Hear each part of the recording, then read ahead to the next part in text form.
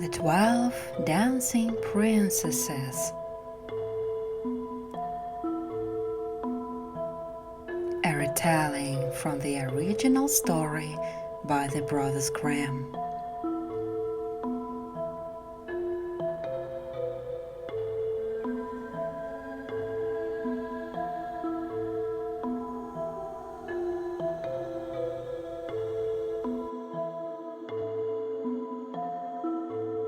The king was very puzzled.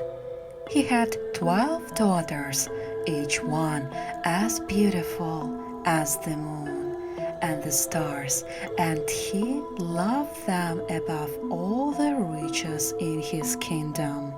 But every morning the princesses would appear yawning and bleary-eyed, and with their shoes worn quite through.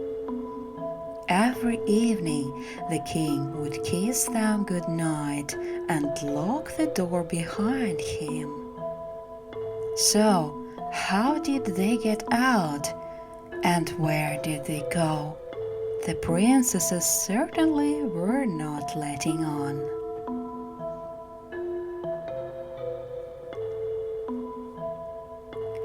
Buying new shoes every day was costing him a fortune. So the king determined to solve the mystery. The court messenger was sent to all 4 corners of the kingdom to issue the king's proclamation that he would give the hand of one of his daughters in marriage to any man who could discover the secret. But should he fail after 3 nights, he would be banished forever.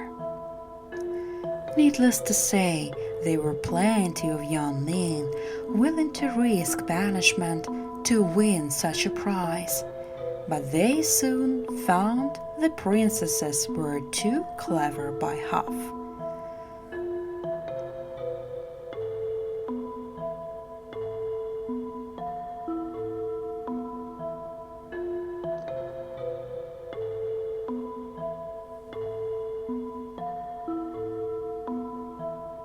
Before they retired for the night, the princesses sang and played their musical instruments and fed them sweetmeats and rich honeyed meat.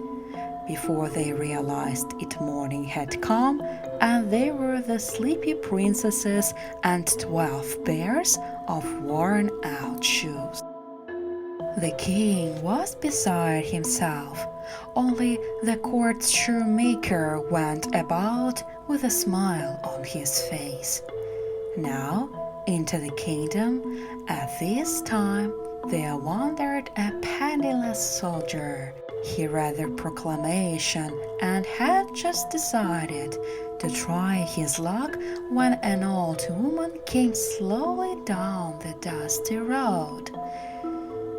The young man offered her some of his bread and cheese, and as they sat peaceably together, the old woman asked where he was bound.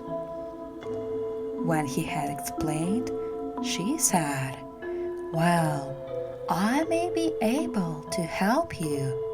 You mustn't drink the mead those cunning princesses offer you, for it is drugged. Pretend to be asleep, and you shall see what you shall see. This may help you." And the old woman handed him a silvery cloak. "Whenever you wear this, you will be invisible. Use it well." And the old woman disappeared.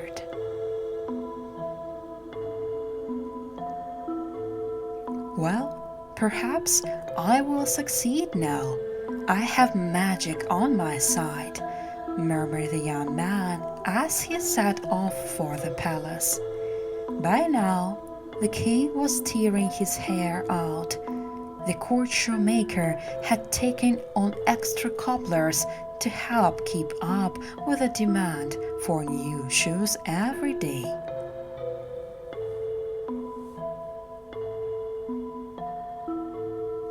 the princesses were falling asleep into their bowls of porridge at breakfast every morning. The young man bowed deeply to the king and smiled at all the princesses. He ate a hearty supper, but when the eldest princess gave him a goblet of mead, he only pretended to drink it. Then he yawned loudly and let his head drop as if he had fallen asleep. The butler and the first footman dumped the young man onto the bed placed across the door of the princess's bedchamber. He cautiously opened one eye and gazed around the room. The princesses were putting on gorgeous velvet and brocade dresses and rings and necklaces. They giggled and whispered as they brushed their hair, powdered their faces, and then pulled on the brand new jewel slippers that the shoemaker had only delivered a few hours earlier. The eldest princess clapped her hands 3 times. A trapdoor opened up in the bedroom, in the floor, and they all swiftly descended down a steeply curving staircase. Just as soon as the last princess had disappeared, the young man flung the magic cloak round his shoulders and rushed after them. He found himself in a wondrous garden where the trees were covered in rich jewels sparkling in candlelight. Musicians played whirling tunes, and he saw all the princesses dancing with the most handsome princess.